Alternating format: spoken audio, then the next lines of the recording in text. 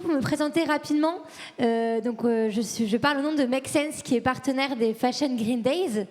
Donc, Make Sense, on est une ONG qui existe depuis 2011.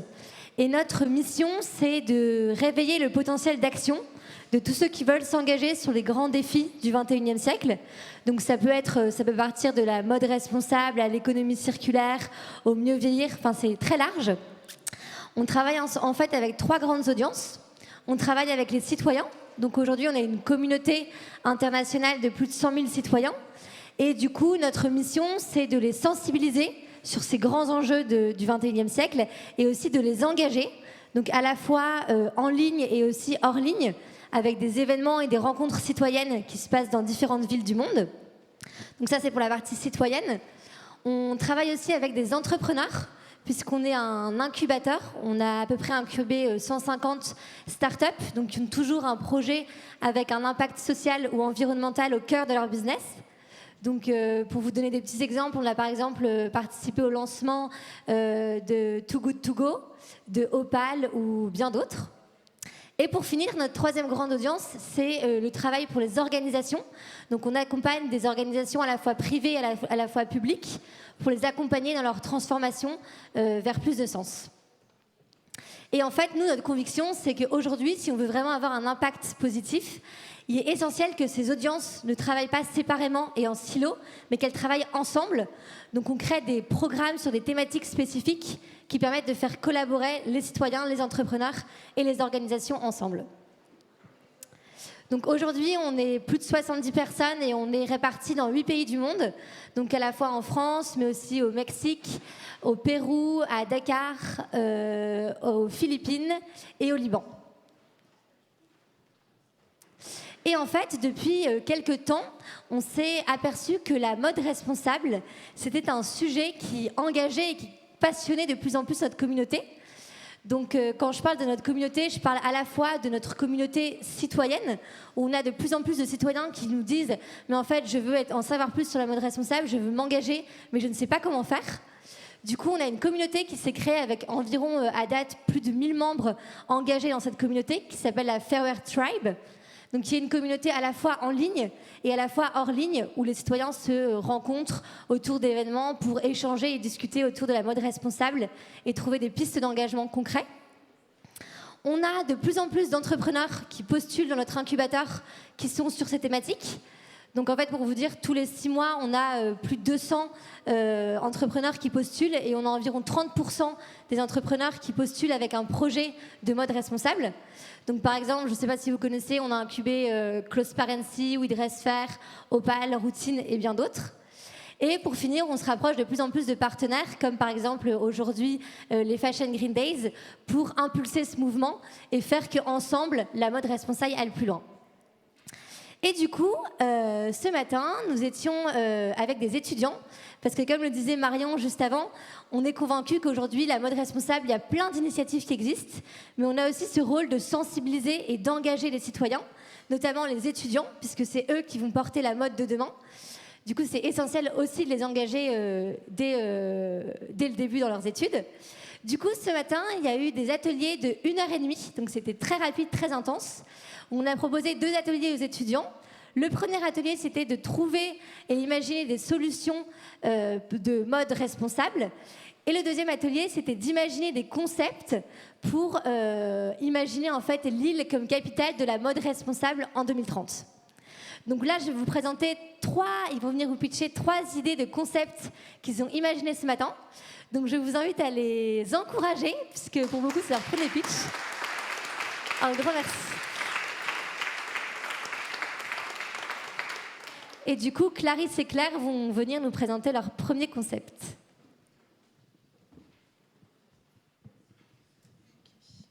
Donc, bonjour à tous. Donc, on a choisi de développer le projet sur l'île, donc d'ici 2030. Donc, savez-vous sur l'île qu'il y a déjà 2 grands centres commerciaux, dont un qui ouvre prochainement, l'île Lénium, mais aucun de ces centres commerciaux met en avant les créateurs locaux et responsables. Alors, à votre avis, comment un petit créateur lillois peut faire pour s'en sortir et être visible face aux géants de l'industrie de la fast fashion? Alors, nous avons une idée qui pourrait redynamiser le développement et la visibilité de la créativité locale. Donc, ce serait de créer un concept store dans une ancienne usine désaffectée de la région pour rapprocher le consommateur et le fabricant. Donc, le but, c'est de permettre aux créateurs de se faire une certaine notoriété, mais aussi de permettre aux consommateurs de participer à la création de son produit. Donc, le concept store, ce serait en fait séparé en 6 espaces différents. Donc un espace création pour que le consommateur crée son propre vêtement, un espace tissu où il pourrait choisir donc son tissu et faire un produit en fonction de ses goûts, un espace magasin où les créateurs pourraient vendre leurs produits et échanger avec les consommateurs, un espace musée aussi puisqu'on voudrait informer les consommateurs sur les différentes étapes de production d'un vêtement pour aussi le rééduquer, un espace soirée parce qu'il faut penser aussi à l'esprit communautaire et ça permettrait aussi une rentrée de fonds pour faire vivre le lieu. Et un espace coworking où là, ce serait plutôt une sorte de laboratoire qui permettrait à qui bon lui semble de réfléchir et travailler sur une mode plus éco-responsable. Donc pour faire venir les consommateurs dans notre concept store, on voudrait faire des soirées de lancement tous les mois avec des DJ locaux pour aussi promouvoir tous les talents de la région. On ferait aussi des teasings sur les créateurs qui viendraient exposer leurs vêtements et leurs créations. Et pour attirer les consommateurs, encore une fois, on ferait des tracés au jet d'eau.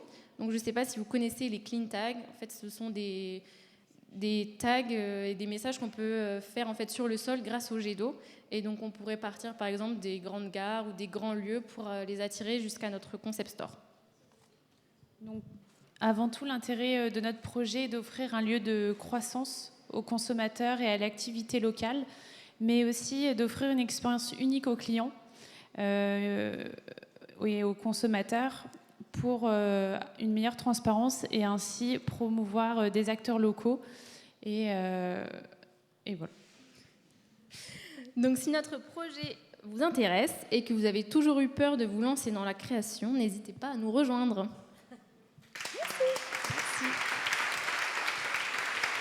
Merci beaucoup. Alors maintenant, je vais appeler Bénédicte et Samy.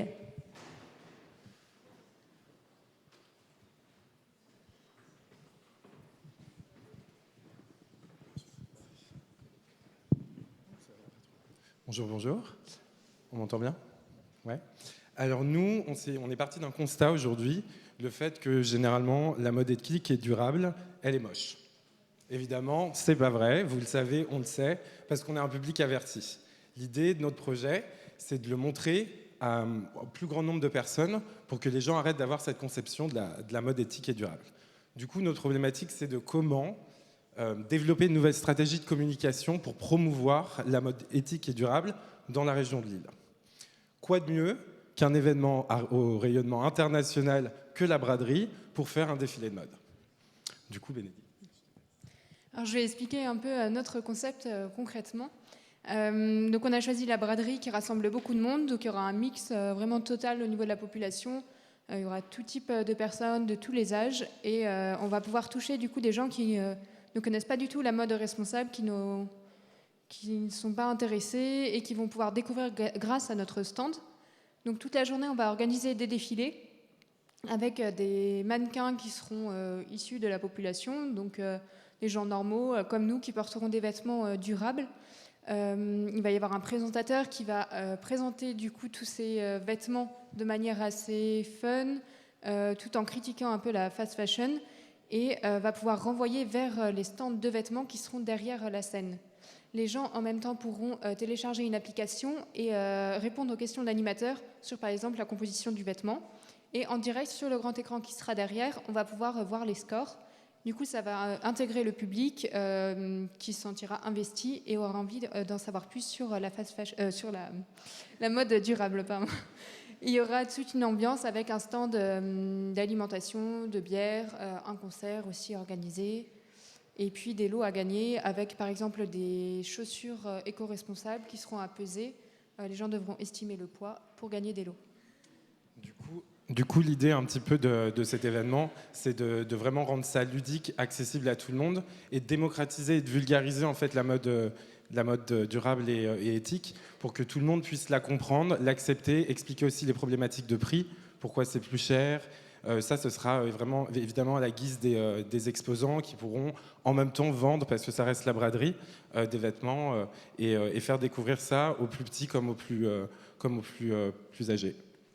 Et du coup...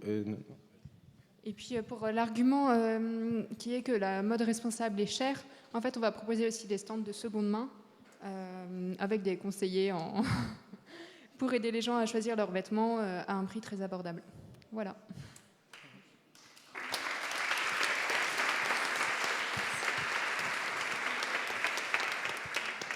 Et pour finir, un troisième exemple porté par Marie et Claire.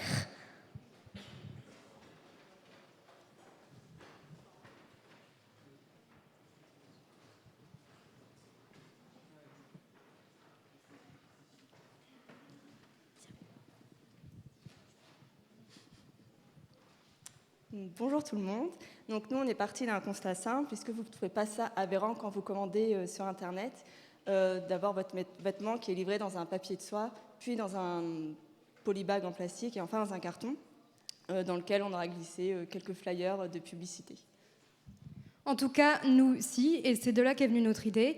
Donc, on a décidé de mettre en place un nouveau système de distribution qui permettrait aux clients de collecter, de venir chercher ces vêtements dans un caisson qui sera mis à disposition dans des magasins partenaires. Donc, je vais vous expliquer un petit peu le concept. En fait, c'est simple. Votre vêtement, il sera mis dans un caisson dans un de nos magasins. Et grâce à un code que vous aurez reçu par mail, vous allez pouvoir débloquer ce caisson et récupérer votre vêtement. Ce dernier, il sera emballé dans un tissu que vous pourrez réutiliser et le personnaliser totalement, puisqu'on mettra à disposition sur notre site internet un DIY pour pouvoir en faire ce que vous voulez. Donc ça va permettre d'accentuer l'expérience client, mais aussi de le permettre d'avoir un total contrôle de sa créativité. Et à l'intérieur, pour que le client garde la même expérience client qu'avec toutes les publicités et les packaging qu'on peut avoir dans un colis, on mettra un papier notre carte de visite en papier ensemencé avec un QR code à l'intérieur pour que le client puisse le scanner et avoir une vidéo personnalisée sur son achat, etc. Donc pour l'instant, notre but à court terme, c'est que plein d'entreprises de prêt-à-porter nous rejoignent dans ce projet et aussi d'initier ce projet dans des villes de France, donc pourquoi pas commencer par Paris. Et à long terme, ce serait de pouvoir de faire en sorte que toutes les entreprises de distribution n'utilisent plus que ce concept-là et du coup qu'il n'y ait plus du tout de plastique et de carton utilisés pour la livraison de colis. Et donc pour atteindre cette ambition, le but serait de trouver des partenaires, donc déjà des magasins qui serviraient de point relais, et ensuite des différentes startups qui pourraient nous aider pour le tissu, l'emballage et les papiers ensemencés. Et puis il faudrait aussi sensibiliser le client pour qu'il soit donc pour ce système de livraison et qu'il le plébiscite autour de lui. Et donc qu'il garde toujours son expérience client, mais en préservant l'environnement.